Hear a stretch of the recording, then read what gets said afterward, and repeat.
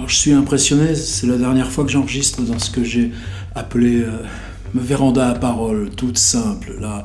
Mais moi ce que je vois là, c'est les montagnes, 3 semaines.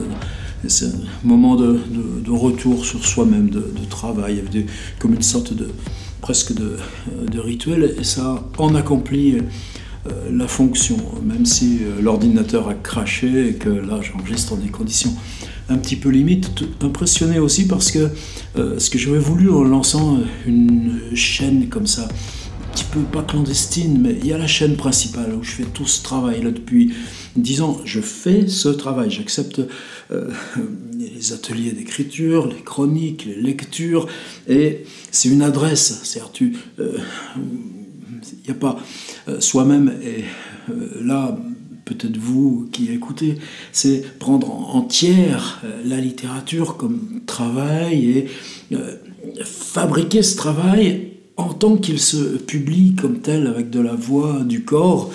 Et cette chaîne, il y a quelque chose, pas pesant, mais je voulais un espace plus libre, sans contrainte. Ça s'est appelé chaîne 2, chaîne expérimentation. Maintenant, puisque je fais ce travail-là de carnet, par exemple, là, je vais parler de Gertrude Stein. Je vais parler d'un passage ou d'un point précis de Gertrude Stein, parce que c'était ma lecture hier, et puis ce matin, d'avoir regardé d'un peu plus près, et non pas faire une vidéo de plus sur Gertrude Stein, ce qui n'empêche pas d'en faire et tout ça. Donc, c'est cette chaîne, un dispositif double, où ici, c'est pas que ça m'engage moins, c'est que le pacte, c'est que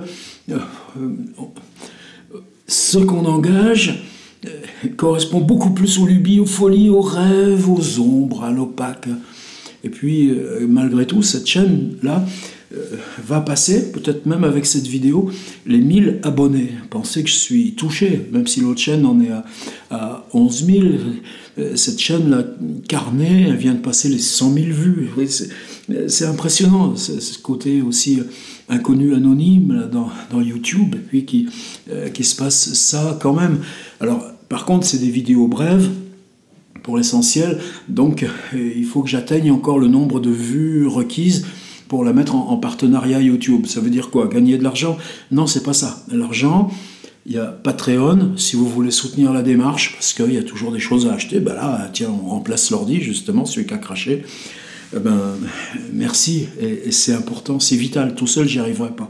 Là aussi, c'est un jeu à 3. Et le partenariat YouTube, c'est quoi? Ça veut dire que si les vidéos sont monétisables, tu as un petit bouton qui s'appelle « Démonétiser » manuellement. Et pour moi, c'est un choix sur la grande chaîne, comme sur celle-ci, c'est-à-dire que je suppose que là, déjà, moi j'ai un truc premium, là où l'abonnement empêche les pubs, mais YouTube se donne le droit, puis ils ont, tant mieux, c'est le jeu, de mettre une pub avant, une pub après, et quelquefois même une pub au milieu, si la vidéo est suffisamment longue. Si tu fais démonétiser manuellement, blombe, ça s'en va, et c'est libre rapport entre nous. Si vous voulez Patreon, bienvenue. Alors,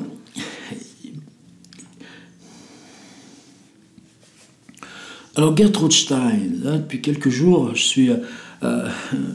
c'est pas que je découvre l'autobiographie d'Aristocles, c'est que par rapport à ma première lecture il y a longtemps de l'autobiographie d'Aristocles, il me semblait un truc pas anecdotique, mais rempli de choses pas forcément intéressantes, puis si quand même, c'est-à-dire, tiens, quand elle commence à aller faire le lien avec les blessés et le courrier en pleine année 1915-1916, avec une Ford qu'elle s'achète de ses propres mains, là, on a la bagnole, les contraintes, etc.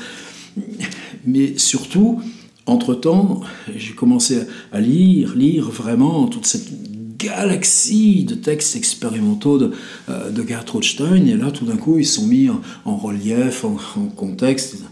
Et le dispositif, j'en ai parlé 30 fois, autobiographie d'Alice B. Toklas. C'est-à-dire qu'Alice B. Toklas est censée, dans ce livre, écrire son autobiographie. À preuve, c'est elle qui raconte. Mais comme elle est la compagne de Gertrude Stein devient un personnage principal, voire trop, de l'autobiographie d'Aristocles. Simplement, c'est un livre de Gertrude Stein. Donc Gertrude Stein écrit l'autobiographie de sa compagne parce qu'elle y est un personnage, mais distancié beaucoup plus que si elle écrivait autobiographie de Gertrude Stein, même, ou autobiographie de Gertrude Stein par les yeux d'Alice B. Toklas. Non, c'est elle qui travaille. Et il y a tout un ensemble de choses sur l'écriture, sur les conditions, sur le contexte, comme dans les carnets de Henry James, vous savez, il raconte, ce soir il s'est passé ci, il s'est passé ça, j'ai pensé ci, j'ai pensé ça pourrait faire telle histoire, et puis, pof, 2 mois après, on s'aperçoit que l'histoire a été changée, mais que finalement, elle s'est écrite. Alors, là, comme je le lis sur mon petit Kindle, j'ai pris le mot phrase, et on y va. Alors, phrase, il suffit que je clique sur « Chercher » et j'ai la liste des occurrences du mot « phrase » dans Autobiographie d'Alice B. Toklas. Alors, ça donne ça. Par exemple, tout le début. On est vers le début. Petit à petit, les gens se mirent à venir rue de Fleurus, cet atelier dont elle avait couvert les murs des tableaux qu'elle achetait pour voir les Matisse et les Cézanne. Matisse amenait des gens et chacun amenait des gens, il venait des gens tout le temps, et ça, déjà on trouve, regardez là, comment ça amorce l'écriture de Gertrude Stein.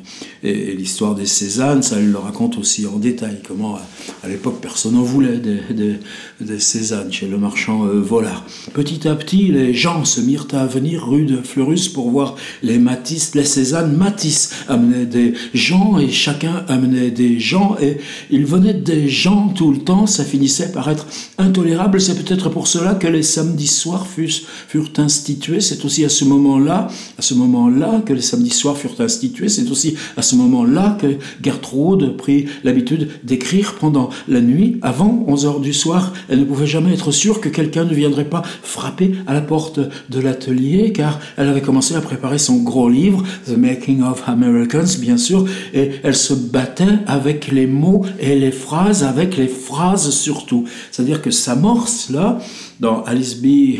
Toklas, ceci dit, c'est un livre un petit peu tardif, donc elle maîtrise ça. Les gens, c'est pour cela, à ce moment-là, et elle se battait avec les mots et les phrases. Pour quelqu'un qui écrit, ça paraît normal. Elle se battait avec les mots et les phrases, virgule, avec les phrases surtout. Ces longues phrases qu'il fallait bâtir si exactement, les phrases, et non seulement les mots, mais les phrases et toujours les phrases.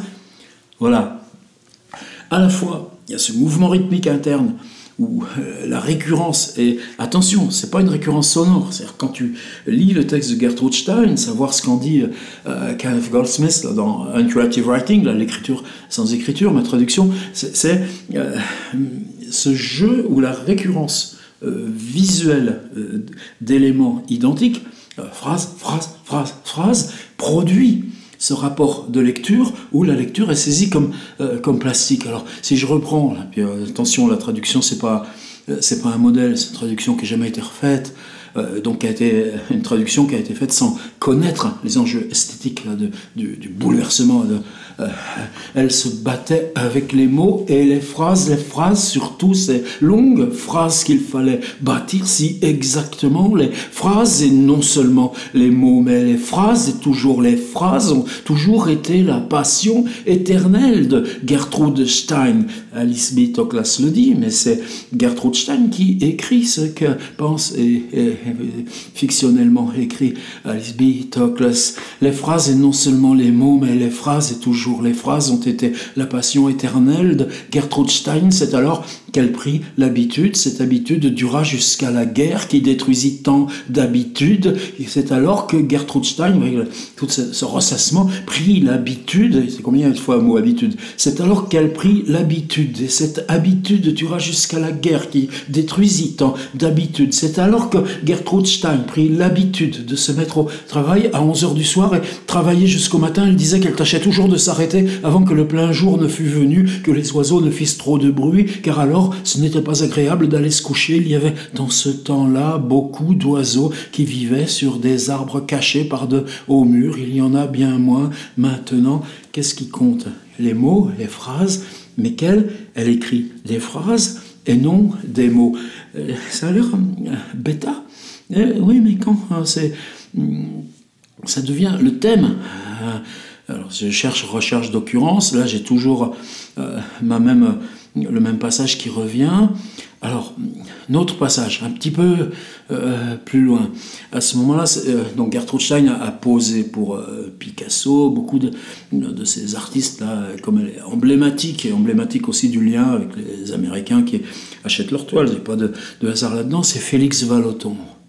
C'était pourtant un brave garçon que Vallotton. Il avait de l'esprit, beaucoup d'ambition, il avait aussi le sentiment de son impuissance. Et ça, c'est ce qui pour moi fait la force aussi de l'autobiographie d'Alice B. Toklas. C'est-à-dire, tu vois tous ces types de premiers plans.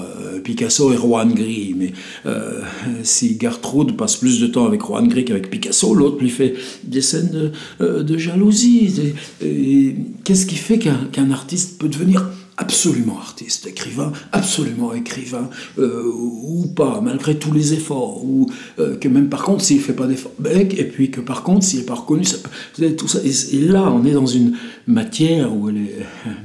j'allais dire balsacienne, c'est pas, laissons tomber, elle ne va pas aller nous parler de Balzac, elle disait que la langue anglaise, il avait de l'esprit, beaucoup d'ambition, il avait aussi le sentiment de son impuissance qui résultait du fait qu'il était le beau-frère de grands marchands de tableaux. Pourtant, à cette époque, ces tableaux furent intéressants. Il prit à Gertrude Stein de poser pour lui, elle le fit l'année suivante, elle en était arrivée à aimer poser.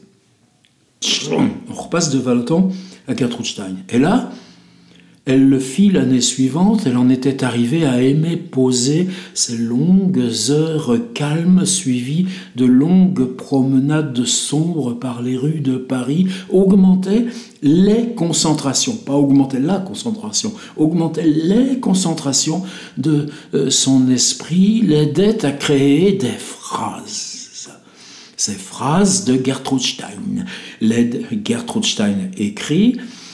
l'aidait à créer des phrases, ces phrases de Gertrude Stein, dont Marcel Brion, je ne sais pas qui c'est, mais si Gertrude Stein cite, on ne parle pas, ça va être un plumitif quelconque, critique, chroniqueur, mais si elle choisit lui, c'est justement parce qu'elle valide en même temps ce qu'elle écrit, puisque c'est Gertrude Stein qui écrit ces phrases de Gertrude Stein, dont Marcel Brion a dit que par leur exactitude, leur austérité, leur volontaire absence de variété dans l'éclairage, leur refus de se servir du subconscient, elles aboutissent à une symétrie qui ressemble étrangement à la symétrie de la fugue chez Bach.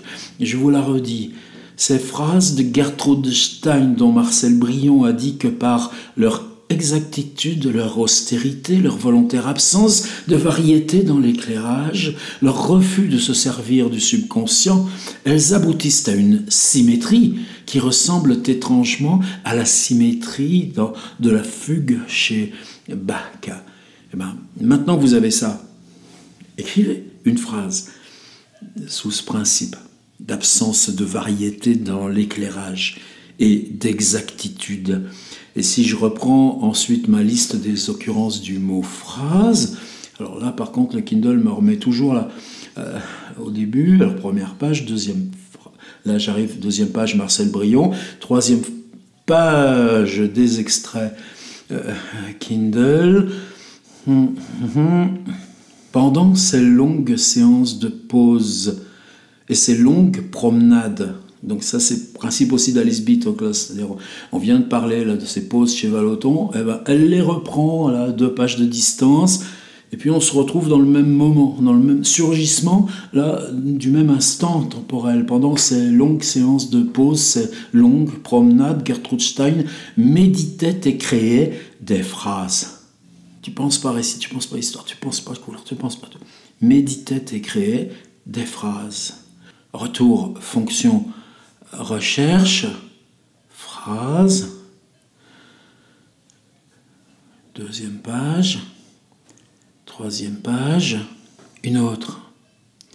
Au début de mes relations avec Gertrude Stein à Paris, je m'étonnais de ne jamais voir de livres français sur sa table, bien qu'il y eût toujours une masse d'ouvrages anglais. Il n'y avait même pas de journaux français. Ne lisez-vous jamais de français, lui demandai-je. Je lui demandais beaucoup d'autres. Non, répondit-elle, vous voyez, je vis par les yeux, peu importe la langue que j'entends. Je n'entends pas une langue. J'entends des timbres de voix, des rythmes. Au contraire, mes yeux me font voir des mots et des phrases. Il n'existe pour moi qu'une langue, l'anglais. Mes yeux ne voient que des phrases. Et ça passe avant même la question de la langue. C'est pour ça qu'elle n'en garde qu'une. Je continue encore, occurrence. Toute petite, là, comme ça, hasard, ça, je mets juste comme ça. Elle avait des petits cahiers pleins des phrases qui lui plaisaient comme elles lui avaient plu quand elle était enfant. Le reste du temps, elle se promenait à travers les rues de Londres. Elle était frappée par leur aspect déprimant et lugubre. Nos carnets d'auteurs sont faits de phrases. On a fait un exercice là-dessus, on va en refaire un tout bientôt. Un autre que je considère aussi comme important là-dessus.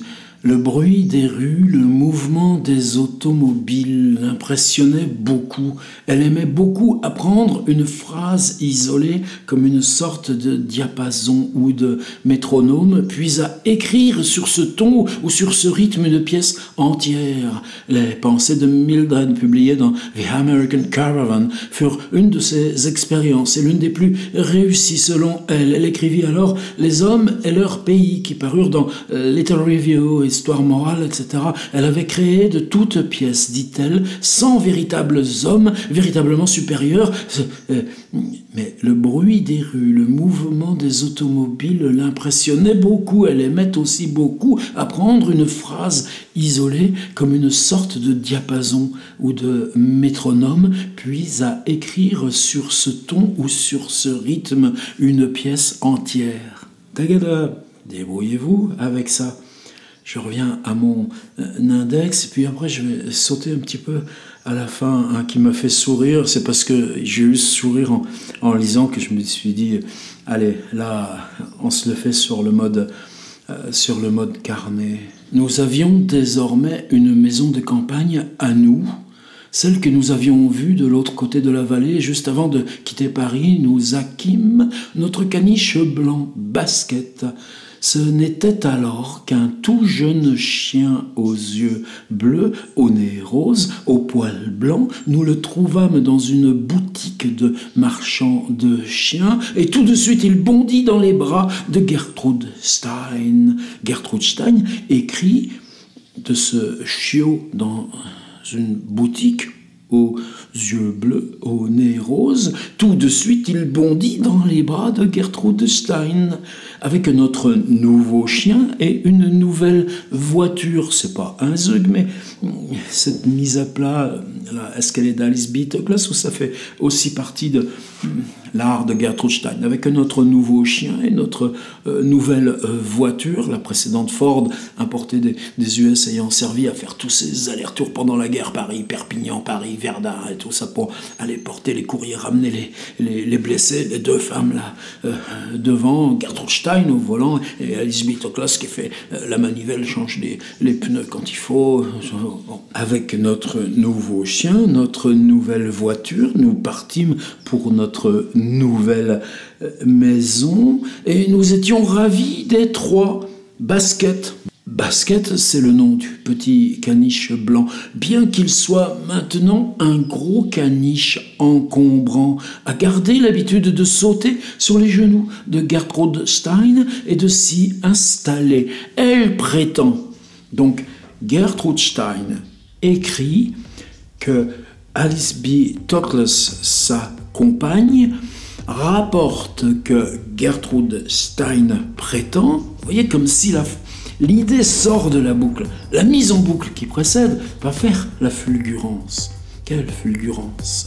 Elle prétend qu'en écoutant le rythme des gorgées dans sa gorge quand il boit, le chien, elle a perçu la différence entre les phrases et les paragraphes Les paragraphes ont un rythme émotif, les phrases pas. Et tout ça dans un caniche. Nous étions ravis des 3 baskets, bien qu'il soit maintenant un gros caniche encombrant, à garder l'habitude de sauter sur les genoux de Gertrude Stein et de s'y installer. Elle prétend qu'en écoutant le rythme des gorgées dans sa gorge quand il boit, elle a perçu la différence entre les phrases et les paragraphes. Les paragraphes ont un rythme émotif, les phrases pas. Et vous, vous la faites comment, la différence entre phrase et paragraphe, la première fois que ça s'est passé? Gertrude Stein, et on continue les carnets.